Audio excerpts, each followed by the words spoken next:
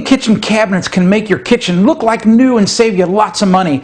Hi, I'm Tim Carter, and painting cabinets isn't that hard to do. I want to show you some secret skills that'll let you get the job done quickly with professional results. The first thing you need are some tools and supplies. You might already own some of these common tools. Make sure the paintbrush you use is the highest quality. Inexpensive paintbrushes are a hassle. Take a moment and read the label on the paints you will use. I guarantee you it will say to apply the paint to a clean, dry surface. To be able to get to all surfaces that need the paint, be sure to remove all hardware and take the doors off the cabinets to make the cleaning and painting job easier. You can use one of these screwdrivers to take the cabinet hardware off, but I'm a power freak. Yeah, no kidding. That's what I'm talking about. Here's a quick tip about taking the cabinet hardware off. Always take the lower hinges off first because that creates less stress on the door. If you take the top hinge off, what's going to happen? The door could actually fall away from the frame and you could either break the door or you can bend one of the hinges. Use that tool to get the bottom hinge off first. Wash the surfaces to be painted with mild soap and water to remove all the dirt and grease. Rinse with clear water and dry the surfaces.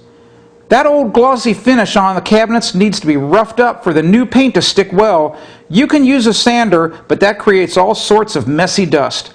I prefer to use dust-free liquid deglossers. Once applied, you can usually start to paint in 10 minutes.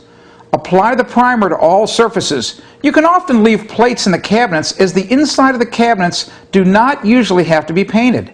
The primer will not cover dark wood in one coat.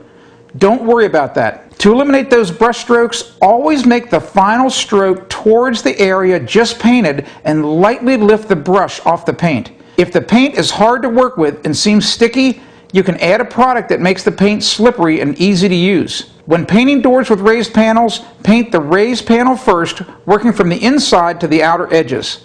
Paint the door frame last and check the other side to look for large globs of paint.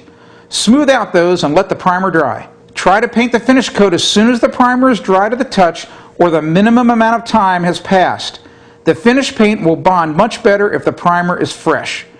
I prefer gloss finish paint for cabinets as it is easier to keep clean. Thin coats of paint are always better than one single thick layer. You may have to apply one coat of primer and 2 coats of finish paint to make the cabinets look great. Oh!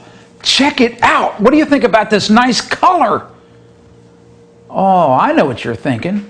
That maybe it's the fluffy side of Ask the Builder. Well, maybe you're right. I'm Tim Carter for AskTheBuilder.com.